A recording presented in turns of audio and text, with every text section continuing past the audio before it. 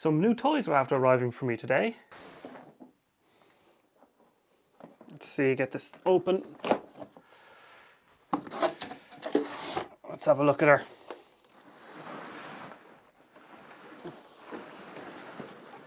And there she is. The Jobo CPE2. It's not the Plus version with the improved motor because those are selling for a lot more. This is just a standard CPE. Bottles, 600ml bottles.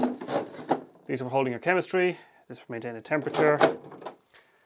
We got these lads. These are measuring cylinders for like holding washes and extra chemistry if needed. And we've got this. This is the tank. Now we load our film into it, we lock it in, turn it on, and things happen basically. Stand it up. Wow, more wrapping. Oh, there's a little small inversion tank in here. And then down the bottom we've got, so we've got one 2500 series reel without the little plastic clips. I just realized there's no center column in here. There's just the tank, the reel. Do you need a center column for this? There's going to be some furious Googling later. Anyway, let's take a look at the standard tank. So this contains, this is our standard small tank. This is an invertible tank as well. And it contains just sort of standard looking reels. These are quite old looking. But they just go in like that and lock down. You know, I'll be using this to do colour film, do colour slide film and all kinds of stuff. No idea if it works though. Let's see if we can get it to turn. Well, it's doing something. So, I have been combing eBay for the past few weeks looking for a decent deal on a Jobo processor, and a few days ago my wish was granted with this CPE2 processor that came with developing tanks, reels, storage bottles and a print drum, making a great starting point so I can get into the Jobo system. But you might be asking, why would I get into this system when I have a perfectly good developing system using Patterson tanks? Well, the reasons are twofold: consistency and automation. A Jobo processor automates a lot of the process, mainly around temperature control and agitation, which is very nice. Unless you're some kind of masochist who enjoys manually agitating a tank full of chemistry that's been sitting in a water bath every minute. Jobo processors are rotation processors, which means they spin the tank with your film and chemistry inside, while also semi-submerging this in a temperature-controlled water bath. This means that the chemistry is always moving over the film and gives very consistent developing results, and it also prevents issues like air bubbles, which can be an issue on manual tanks. And I have actually had issues with air bubbles in the past, and this should solve that. Now, I bought into the system because I found myself shooting more and more colour negative film and colour slide film, which is a faff to process in the Patterson tanks. And also because my old system is just not scaling well to larger batch sizes. I can double load 4 rolls of 120 film into my Patterson tank and it uses a litre of chemistry. But if I wanted to scale this up to 6 rolls, I'd need an even bigger tank and even more chemistry.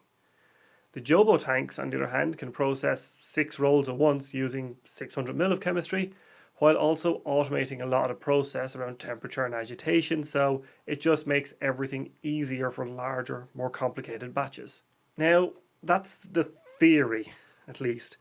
The reality is actually quite a bit different, mostly because I've only run this machine once and I made multiple mistakes. So, I was processing a roll of Fuji Pro 400H that I'd shot a couple of weeks ago. Everything was going well. I had correctly loaded the film onto the reels into the tank. The machine was running really nicely during the pre-wash and developer steps. But when I moved on to the bleach step, this happened. Working with such a small amount of chemistry is so nice. Okay. Bleach in.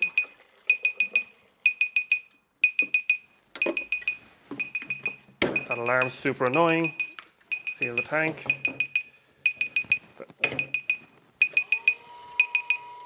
And timer 6:30.